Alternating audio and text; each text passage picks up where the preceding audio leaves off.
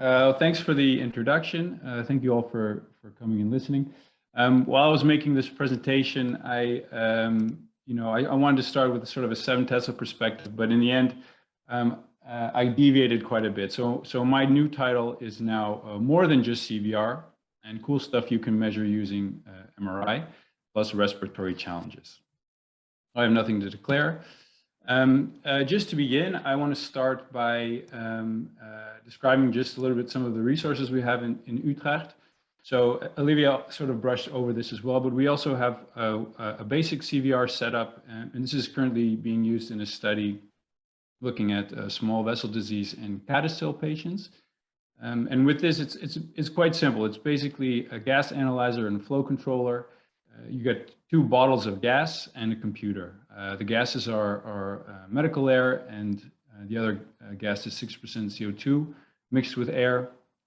And to deliver your stimulus, basically you just shut one off and you shut the other one on. So it's very easy to do, which makes it appealing for clinical implementation. And this is now being used in a multi-center cross-sectional and longitudinal study. And the 7 Tesla scans are being used to focus mainly on the CVR. We also have a 4th generation RespirAct system. So this one is, it's quite fancy compared to the simple CVR, and it allows you to make these very complex waveforms, which can be, of course, useful for doing more advanced physiological analysis, or at least by making more crazy interpretations of your data. And it can also be used to deliver oxygen stimulus and hypoxic stimulus, which is what I will talk about later on in this presentation. And then finally, we've also been doing CVR for quite a long time. So this is back from my PhD when we had also the 3rd generation RespirAct system. And this one was a little bit more cumbersome. You use a rebreathing face mask, but it did a great job in delivering the stimuli that we wanted. Maybe I can make that. And actually, the first 2 things that I'll present are based on data that were acquired using this system. Okay, so without further ado, the fun stuff. So I'll start from the outside of the brain, and I'll move in. So starting with the cortex. So what you may or may not know, the cortex, there's more than just gray matter and white matter, right? The cortex is actually made up of several different layers, up to 6 layers actually. And it has a width of around 4 to 5 millimeters. And these different layers can be distinguished based on different neuronal cell types, and as well as their connections with different cortical areas or different sensory organs. But the differences in this layer structure is also reflected in the vasculature, right? So here's an example of that. You have these penetrating arteries, and then you have veins, that carry venous blood back up to the surface. And then you have these large peel veins which drain the surface of the cortex. And when we're talking about normal clinical CVR acquisitions, our voxel sizes are usually on the order of 2 to 3 millimeters. Here we go. So if you're looking at a 3T clinical CVR scan, this is basically what you're measuring, right? So all of this information is kind of dumped into one voxel, and particularly these large draining veins can have a strong influence.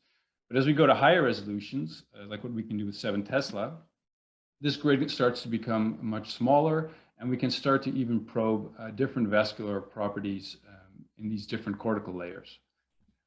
So this is exactly what my colleague Wouter Schellekens has done under the supervision of Natalia Petridou.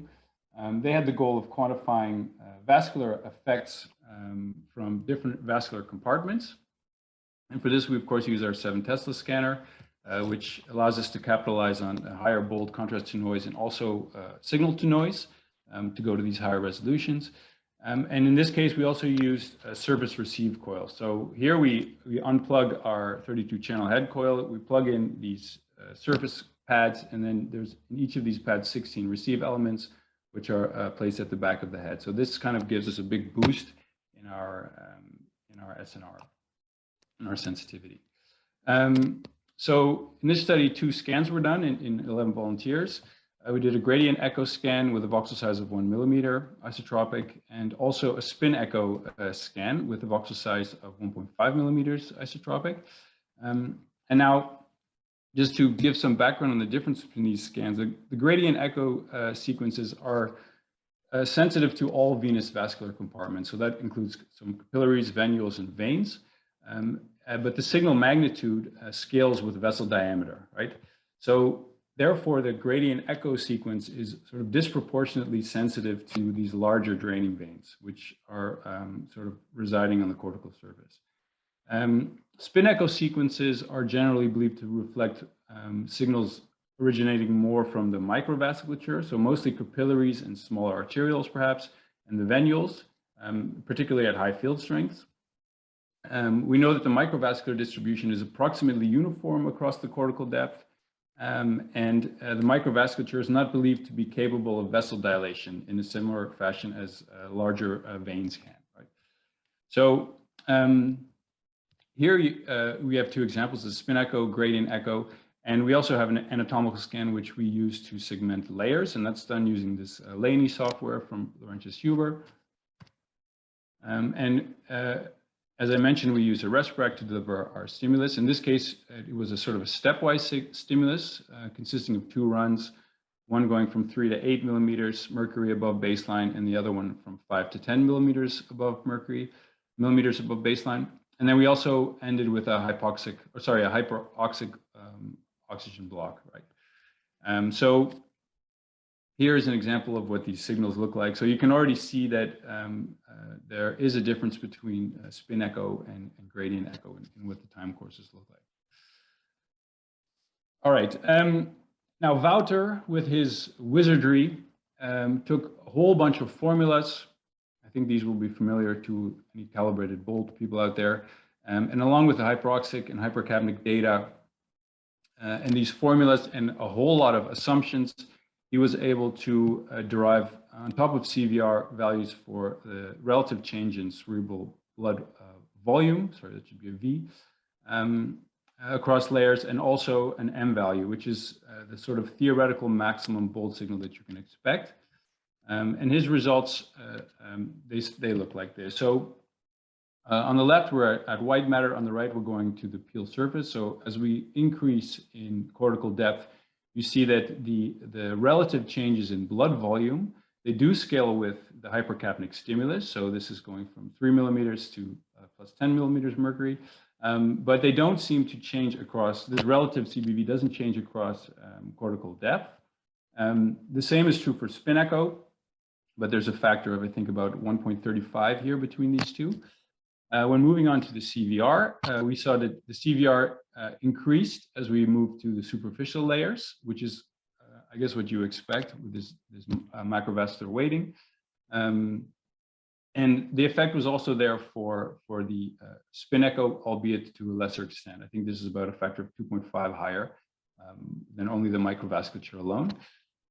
And this M value, which is interesting that at the deeper layers was comparable between spin echo and gradient echo, but as you moved to the superficial layers, the M values diverged. So gradient echo M values started to increase as we moved closer to the peel surface. So these are some of the summaries of Wouter's findings. So basically, the CVR is definitely affected by vascularization differences, and the magnitude of the response depends on the compartment that you're looking at, which you can, of course, isolate using the spin echo versus a gradient echo sequence. And it also has a depth component.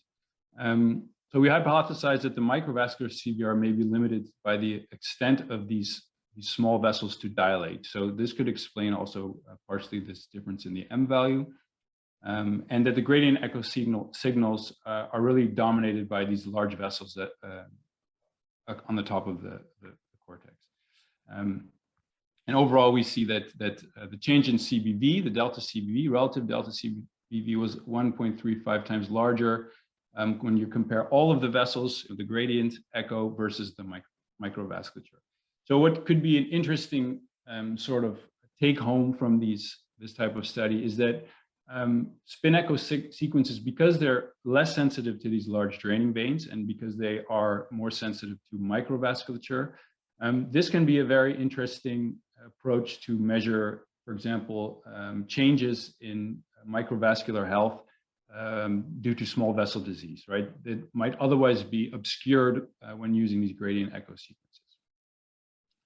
Okay, so I just want to give you a little bit of an example of what this data looks like as a transition slide. So on the top, you see our dynamic bold scan, and then in the middle, I've processed the data using, actually here I've used two different smoothing kernels. So I've used a bilateral smoothing kernel, just a little bit of smoothing, and this is sort of a smart filter that looks at imaging features to design its kernel. So for example, it looks at the contrast between gray and white matter, and in this case, it might ignore white matter voxels in its smoothing kernel because of the contrast difference, which allows you to smooth more, within tissues, as opposed to a Gaussian filter, which I think most of us use when we do our CVR analysis, which has the problem in that it mixes gray matter and white matter together, and vice versa. And when you go to these really high resolutions and you want to talk about, layer-specific properties, then you want to avoid this at all costs, because basically you're just contaminating your data. So that's the first point. The second thing that I think is interesting, I try to highlight with these arrows, and this goes back to what Olivia was talking about, tau. So if you look here, when we go back to baseline, there seems to be a delay in the return to baseline of these signals. So there are some temporal effects in these CVR responses that can be very interesting to look into. Just to show this a little bit more in a static way, this is the effect of smoothing. So here you see the Gaussian kernel sort of blooms this vessel out. It just kind of overshadows everything. But when we use this bilateral filter, we see much more clear distinction between the vessel and the surrounding tissues. And then moving on to the this delayed effect, I'm showing here a CVR map and then a lag-corrected CVR map. And maybe, I hope you can see that the lag-corrected CVR map accounts for these differences in the timing, and maybe you can get a more accurate measure of your CVR when you can take these differences into account. Now, this is not something we only see in the cortex and the gray matter. But I've also seen it in whole brain measurements. So this is a also 7 Tesla scan, 1.5 millimeter isotropic. Here I'm showing a CVR map and then a lag-corrected CVR map, and you see beautifully that these vessels around the ventricles, they sort of pop up where you have a big correction factor in these kind of deeper white matter areas. It corresponds very nicely with these draining veins. And when I saw this, it really led me to question, like, what am I measuring? Am I actually measuring vascular reactivity, so the arterial ability to constrict and dilate, or am I looking at something else when I'm looking at white matter CVR? Okay, so to look into this a little bit more detail, I went back into our old database. I found subjects that had a CVR measurement using the ResPract, but also had a high resolution T2 star weighted anatomical scan, which gives me this venous information.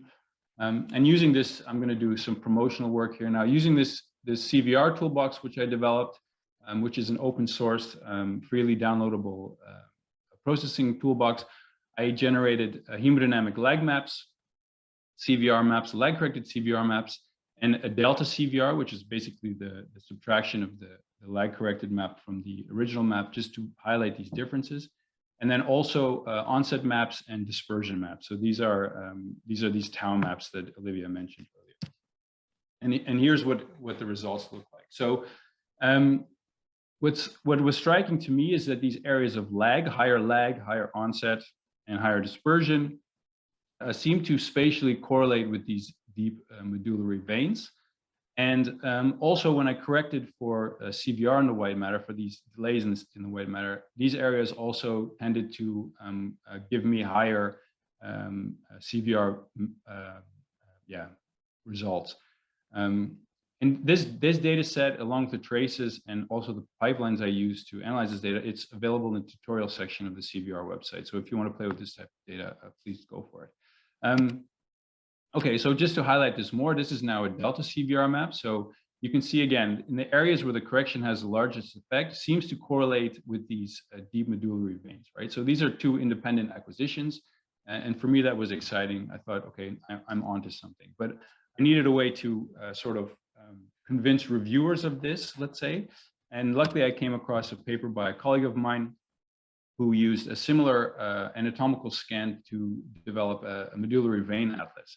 So I correlated the frequency, or sort of the probability of measuring a medullary vein with each of these hemodynamic parameters. And lo and behold, I saw a very nice positive correlation. So the more veins you have, the more of this delta CVR correction effect you have, the longer the lag, the greater the dispersion, and the later the onset time, right? Okay, so how do we explain this? In looking at the literature, I learned something interesting about the venous circulation, and that's that it's separated into two compartments, right? So you have a superficial venous drainage system, and as I mentioned earlier, these are these veins that are going. The arteries are penetrating the cortex, and the veins are coming up to the surface, and so cortical blood is actually drained along the surface of the brain and into the superior sagittal sinus. White matter, it's completely different. It's completely separated. This is the deep venous drainage, and this is done via these medullary veins. So all of the blood in the white matter is being basically drained towards the ventricles, right?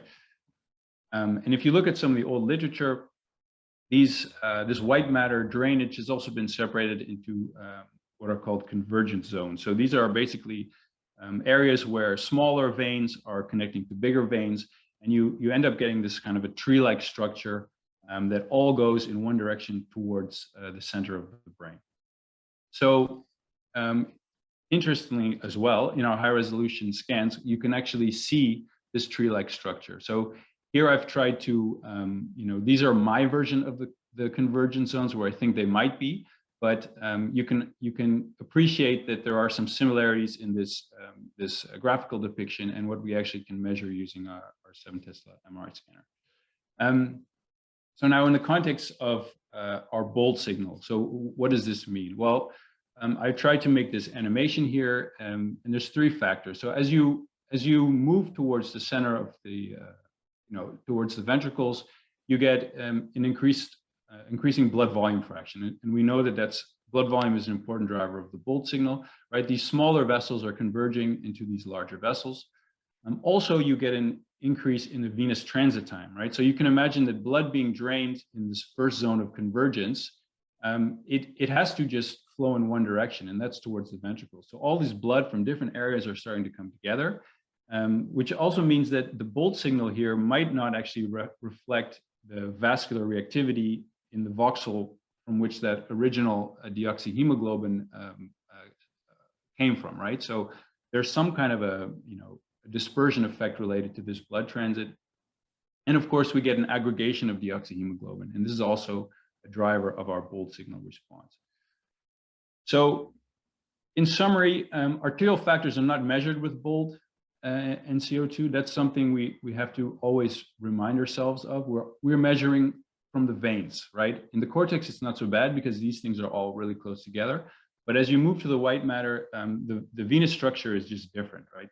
So in addition to immeasurable arterial factors, immeasurable because we can't measure them, because we are not sensitive to the arteries, these might be the response speed, the blood redistribution. These certainly exist, and CO2 sensitivity differences, but we can't distinguish them in the white matter from also the venous drainage topology. So with that, you should take caution when attributing changes in CVR response to white matter disease. That would be my tip. But that opens up a possibility, right? So the white matter CVR can be, instead of a marker of vascular reactivity, we might consider it as a new marker of venous condition. And this can be applicable for diseases which might affect these medullary veins. So if you're interested in this, you can read the paper that was published last year. Okay, So moving on now to something completely different. We're not talking about CVR anymore. This nicely ties Olivia and myself together because this is some work that we've done together. And that is to look at hypoxic stimulus. What can we do with hypoxia? So we came up with this really cool technique. We call it SHOCS. It's a cool name. It stands for a step hemoglobin re-oxygenation contrast stimulus.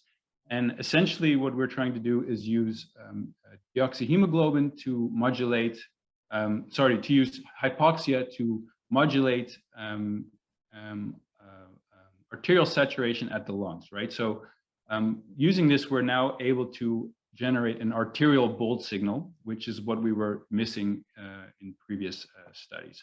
So the stimulus looks like this. We started at a baseline of around 100, 110 millimeters mercury. We dropped the subject's saturation, and we target the end tidal oxygen down to around 45 millimeters mercury. And then we quickly resaturate, and then we do that again. We go back down and then go back up again. Going this low in end tidal oxygen leads to a change in saturation of about 25%. So arterials start around 100%, 98%, and we're bringing them down to around 75%, right? Using this data, we construct hemodynamic lag maps, just like we do with the CVR. So we take our O2 trace now, and we correlate it against all our voxels, and we look at the hemodynamic lag. We generate a lag map, and then using this lag map, we sort our data. So this is a very cool technique that was presented by the group of Frederick and Tong. These guys are great. I've never met them, but I love the work that they do, and it's been a big inspiration for a lot of the stuff that I do. Essentially, what you do is you take all your brain voxels and you make a carpet plot out of them. So that's just taking every time series and just putting it in a list, basically. And each of these voxels has an associated hemodynamic lag. So we sort each voxel based on the hemodynamic lag. Then we get a lag sorted carpet plot. And this essentially, it really cleans up the signal where you have low hemodynamic lag voxels at the bottom. And as you move up towards the top, you get longer and longer lags. And what these guys did is they fit basically a linear function to this, and they tried to derive transit times. And what I've done now is I've modified their code, which was freely available, to fit a spline function here. So that's what you see. This is also integrated into the CVR toolbox if you want to try it out. And now each of these points along this function, they have some kind of a delta t, right? Some kind of a, because we're sorted temporally. And that can be mapped back into the native bold space to give an onset map, right? So this is really the moment where the signal is going from hypoxic back to normoxic. Because we are sensitive now to arteries, we call this basically a blood arrival time. It's a little bit like DSC, that you have this deoxygenated bolus that we can now track as it goes through the blood. So on the left, you have a single subject example. So these are the lag maps. And what I've noticed is that these are much more crisp than what I see with my CO2 stimulus. And I think that has to do with the fact that since there's no vascular effect of the oxygen, there's really none of this blood redistribution. And the signal change doesn't depend anymore on a mechanical reaction of the vessels, but it's really just about blood flowing through the brain. This is sort of the hypoxic CVR here. So this is just the change in bold signal as a function of the change in oxygen. And because we're now sensitive to both the veins and arteries, this is actually, we say, a measure of relative blood volume, so total blood volume, right? This has been presented before by Hang Zhang, actually, where they used hyperoxia, but now we also have this arterial component, which wasn't available in that study. And then again, we have the arrival time maps. And you see that these just go between 0 and 3, 0 and 4 seconds. This is very much in line with what's been measured using ASL and DCE. And here you see the group-wise comparison. So again, we have very, very nice onset times, very sharp onset times. And we've also now done this in patients. So here's an example. I'll try to walk you through this one. This is a patient with unilateral carotid artery stenosis who's undergone CVR with CO2 and SHOCS with hypoxia. So On the top row, you see the hemodynamic lag map based on the CO2, which is also, you can also see that there is a dynamic effect which emerges when we give the CVR stimulus, and you can also see that there is an effect also on the sort of the contralateral hemisphere, the healthy hemisphere. And this makes sense because if you have an occlusion, a lot of this blood needs to redistribute. So you need collateralization through the circle of Willis or through leptomeningeal collaterals. And if you look here at the CVR, you see this vascular steal effect, right? So this is these dark regions. This is where the bolt signal actually goes negative. This is many times an indication of severe hemodynamic impairment, right? So if you would see this, you would say, okay, there's a problem here. This is definitely bad. Now, looking at the hypoxic stimulus, you see the similar hemodynamic lag maps, but the numbers are much smaller now. So here we're going from 0 and 150, and here we're going from 5 and 13. That's because the CO2 is really weighted by the time to peak, and it's not really this bolus tracking technique. So we have nice sharp hemodynamic lag, which translates into our onset times. But interestingly, the onset times are only between 0 and 6, right? So we're in healthy subject, we're 0 and 4. Now in this person with an occlusion, we're between 0 and 6, which indicated to us that we might actually be now more sensitive to collateralization. So you wouldn't expect that blood will take that long to take these these alternative routes. So this is promising results. And finally, if you look at the sort of the hypoxic CVR, you actually don't see any difference between left and right. So in contrast to the bold CVR using CO2, this is not showing any indication of steal or any kind of those crazy things. And that's because in baseline conditions, that tissue is being perfused. So blood, this contrast is just traveling with the blood and it's getting to both sides, right? So it's actually a very nice compliment that this person under normal conditions is getting, they're not having ischemia or anything like that, presumably. But the impairments are visualized when you give this global vasodilatory stimulus. Okay, so summary. Arterial factors are now measurable with BOLT plus oxygen. So we've opened a new sort of frontier, let's say. This SHOCS method provides an estimate of arrival time, baseline perfusion, and perhaps also relative total blood volume. And I think it can be a very nice complement to normal clinical CVR measurements. So if you're interested in more, this paper actually got, I think, published today in NeuroImage. So we're very happy about that. And yeah, that concludes my talk. I just want to thank all my colleagues in Utrecht and also you guys for listening.